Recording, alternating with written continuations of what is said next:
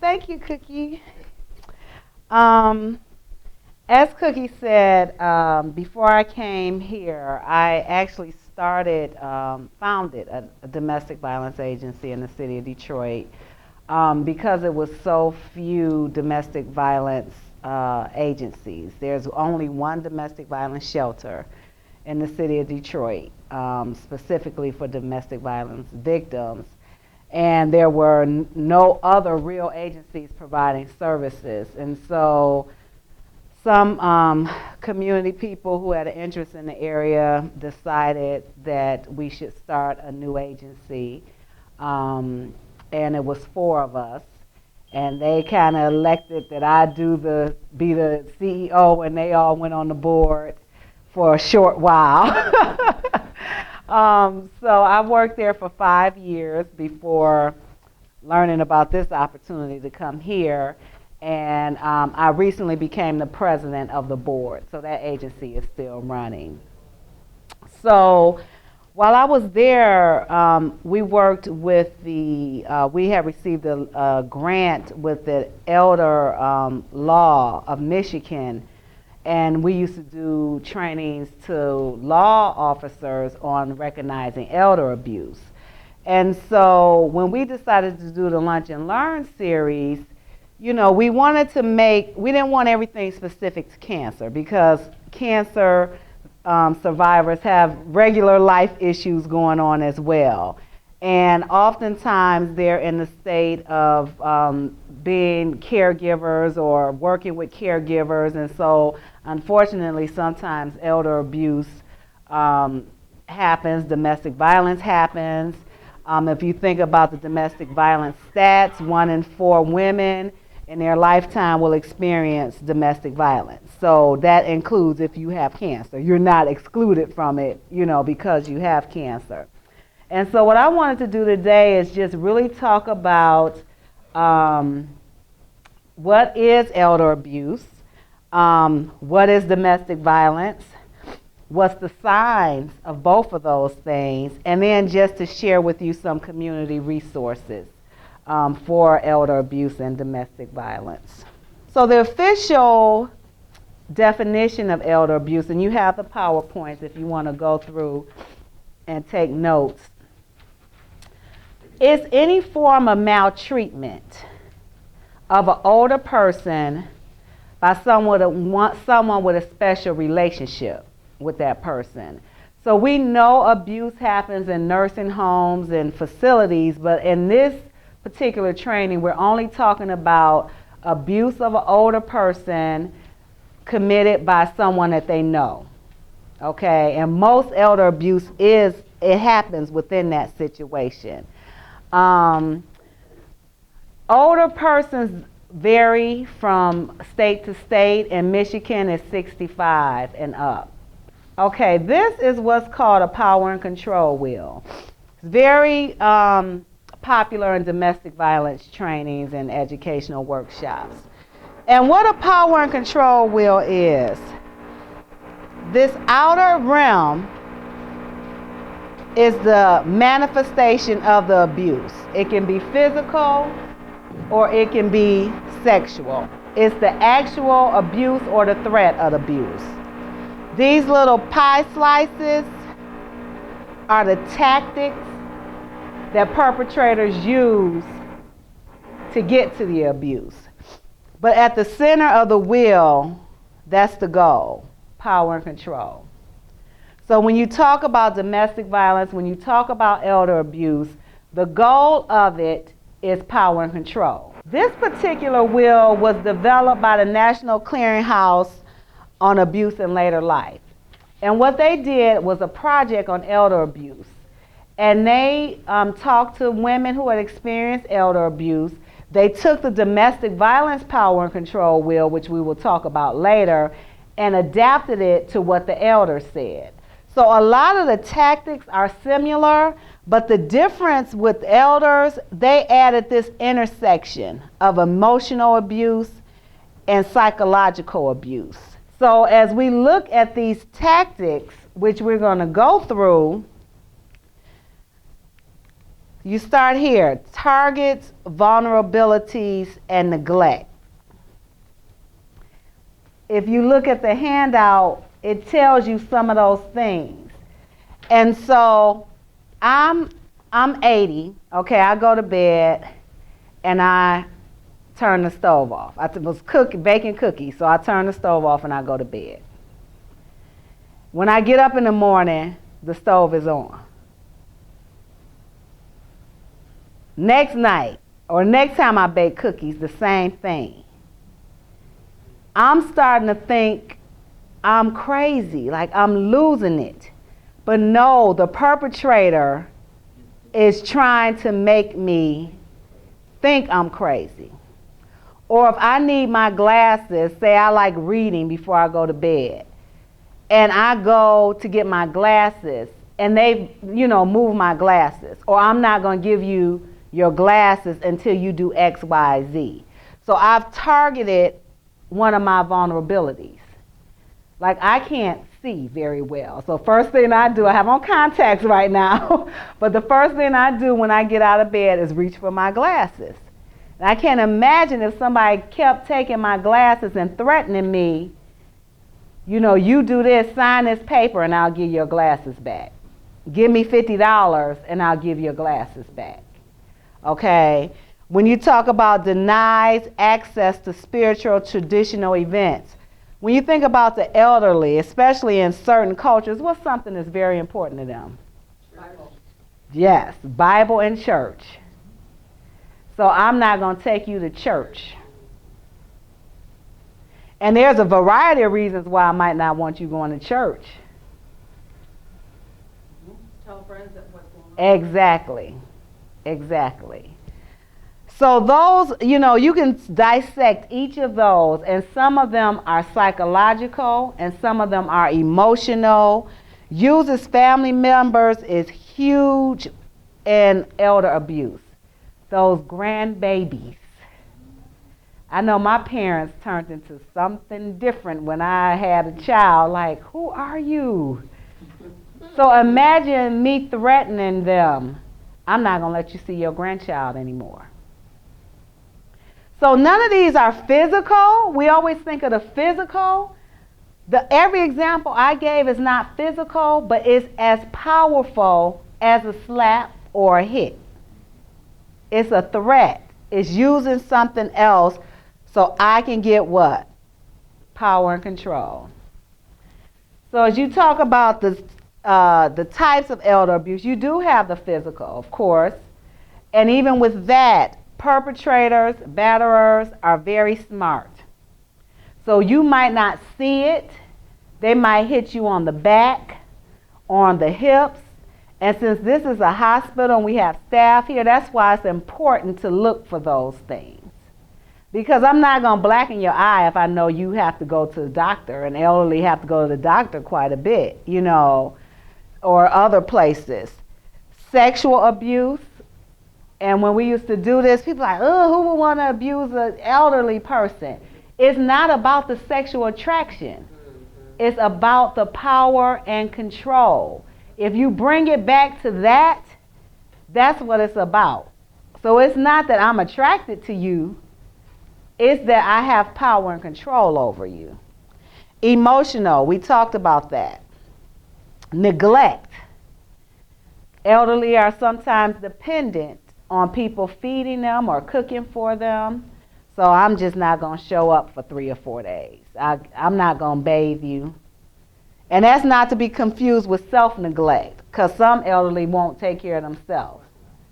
And people have the right to make poor decisions, right? Financial exploitation is huge in elder abuse. People trying to get control of the money. Okay? And all of these, sometimes they occur one at a time, but most of the time you'll see more than one of these going on. Okay? Who are the victims? Just to give you a snapshot, they're over 60. Many of them are female. But there's also males. with domestic violence and elder abuse. They're both male and female. And elder abuse is not exempt. No race, no ethnicity, no how much money you make, rich, poor. Everybody's a target for elder abuse. Who commits elder abuse? You have the intimate partners. So you've been married 60 years. And now one partner might be in a place of vulnerability and the other one starts taking advantage of them. Okay? Adult children and other family members, especially when it comes to financial exploitation. Caregivers, so maybe not family members, but neighbors and things like that who are responsible for caring. And then just other people in positions of authority. And as I said earlier, this definition that we're talking about is not including victimization by strangers or nursing homes and things like that. So how are older people harmed? There's accidents. They fall, right? That's legitimate. But if I know you fall all the time, who's going to be able to distinguish if you fell or if I pushed you? Right? Sometimes there's well-intended caregivers. We hear caregiver stress sometimes where the caregiver is just so burnt out that they start acting. That's not an excuse though, but it is a condition that they start acting out. And then there's persons with physical or mental health conditions who can't control aggressive behavior. So sometimes these mixture of meds that they may be on and other things like that causes them to be aggressive and they start acting out on their loved ones. And then elder abuse. So that's intentional abuse. So all of these are ways that elders get harmed. So now we're going to talk a little bit about the signs. Also, when you think of physical and you think about elder abuse, there's other things such as overmedicating. I'm going to give you too much meds. Those are still physical. I'm going to force feed you. You know, some people might need to be force fed because of their condition, but then it's taking it to the extreme. Restraining. And again, sometimes these may be needed, but you have to look at the explanation of why it's occurring. And then sudden weight loss and gain in elders that's not related to anything else. Sexual abuse. If a 75-year-old, she's not married, she never really told you she's dating, presented with a sexually transmitted disease, could that be a sign that something is not right? And the invention of Viagra has increased sexual abuse in the elderly. Because now the man can, the woman still don't want, because they ain't did nothing for us last time I checked that help us. So you got one who's willing and one who's not. So that's an increase in sexual abuse. And then difficulty walking and sitting. You know, like what's wrong? You were able to walk when I saw you last week. What's going on with you now? And then in the medical field, a lot of times you can see the malnutrition, a lot of weight loss. And how many people have seen like people in the summertime? Now some older people are always cold. Some younger people are always cold, like me. But if I'm always in a turtleneck, long sleeves, what else might be going on? And it's 80 degrees out. Yeah, bruising. Covering up bruises. Yep. And then untreated pressure ulcers. A lot of elders are bedridden, so are they being turned or whatever? Yep, yep. Financial. What's a sign of financial abuse?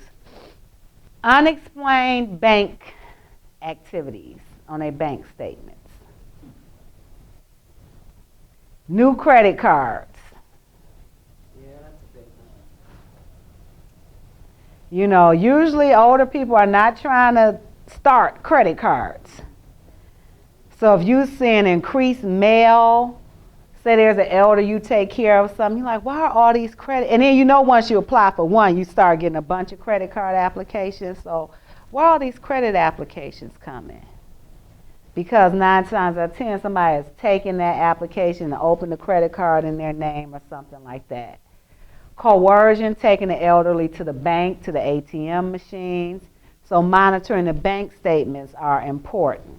Where are these unexplained gaps? Or taking out thousands of dollars. Why? What's going on there? So what our goal should be as a community, when you talk about elder abuse, is that every older American has the right to live free from the fear of abuse. So now we're going to move on to talk about domestic violence. Domestic violence is, the majority of the reports is females being abused by males. That does not mean that females do not abuse males, and domestic violence is prevalent in same-sex couples as well. So we always tend to think of it's a man beating on a woman. And that is the majority of cases, but that's not always the case. This is the official definition of domestic violence. It's a pattern of abusive behaviors used by one person in a relationship for what? Same thing. To gain power and control.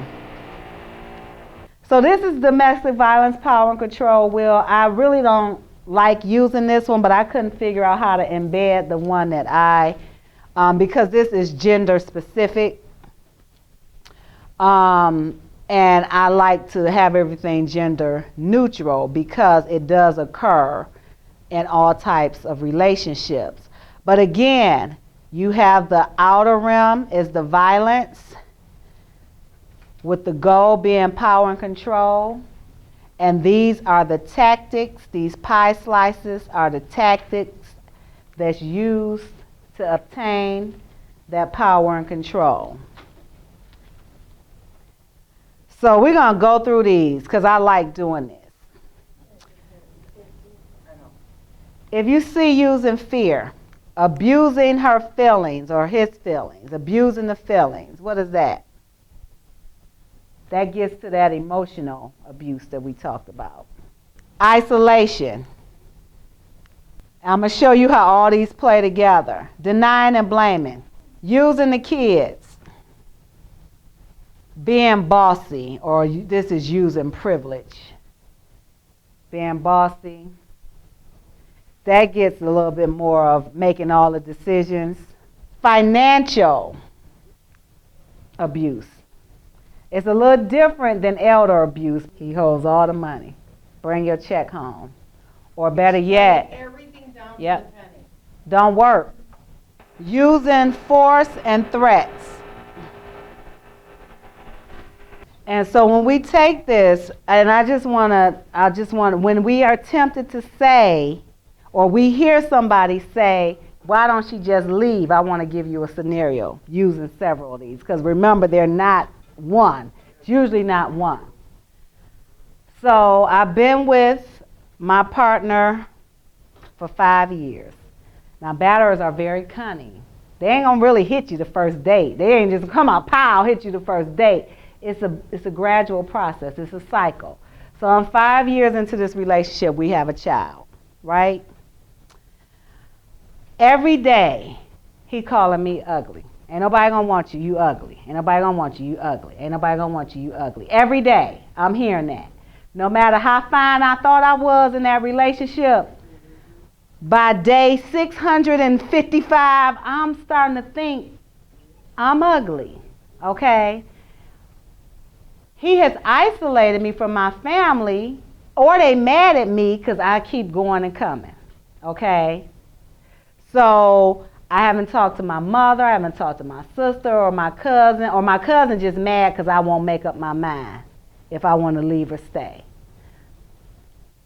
I have to bring my check home to him. So I don't have any money saved.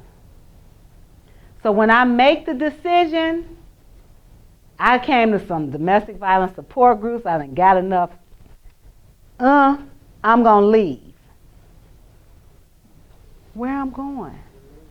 I don't have any money saved. I can't call mama. I ain't talked to mama in 3 years.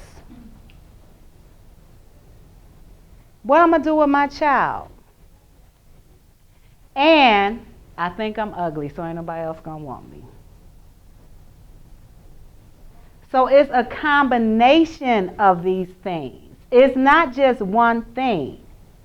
Because oftentimes, if you went on a first date and somebody hit you, 9 times out of 10, you going to leave. But you have invested time and energy, and like your daughter, I don't want my relationship to end. I want the violence to end. And so I'm going to throw myself into it even more because it got to be something I'm doing. Because he said if I wasn't wearing the skirt short. See what I'm saying? Yeah, it makes sense. And every day he said I was ugly, I got to tell myself 5 times I'm not ugly to build my confidence back up. I got to find a way to start squirreling away some money. I got to make a plan. I got to rebuild some relationships. So it's an ugly cycle, and there's more to it than we like to think. She should just leave. So we talked about the types, some of the signs. We know they're fearful, they're scared to talk. They go along with everything their partner says or does. They check in. I tell this to the young girls all the time, especially with this technology. He texts me all the time that he loves me.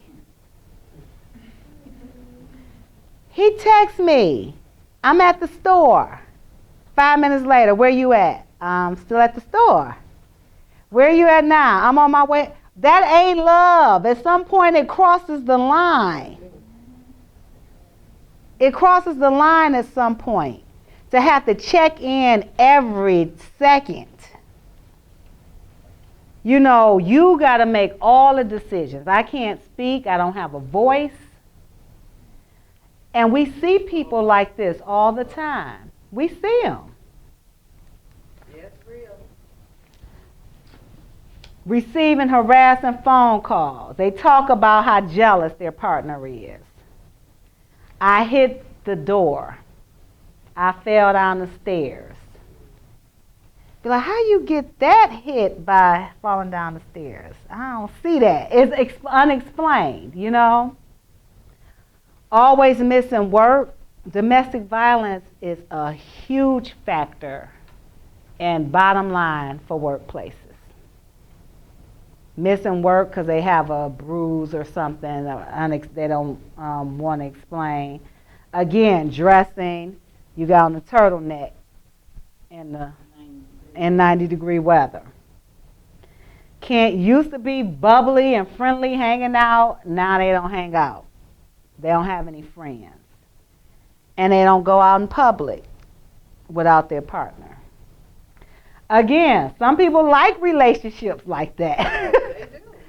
Right. So you have to decide between if it's something they like or they're being forced to do it. They have limited access to money, credit cards, low self-esteem when they used to be confident. Personality changes. Again, so I was bubbly, now I'm really withdrawn. I'm depressed, might be suicidal. So all of these are signs of domestic violence. And what we want to do is just stop the violence.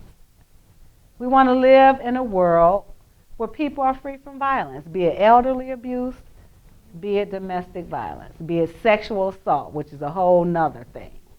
We all just get along. Can we all just get along? So I have some resources for you. The National Domestic Violence Hotline, RAIN is the Rape, Abuse, and Incest. Child Protective Services, Adult Protective Services. What I wanted to say about elderly abuse, it's easier for the Humane Society to get in and check on a dog than it is for somebody to check on the elderly. We have child protection laws to protect child abuse. We don't have elder protection laws.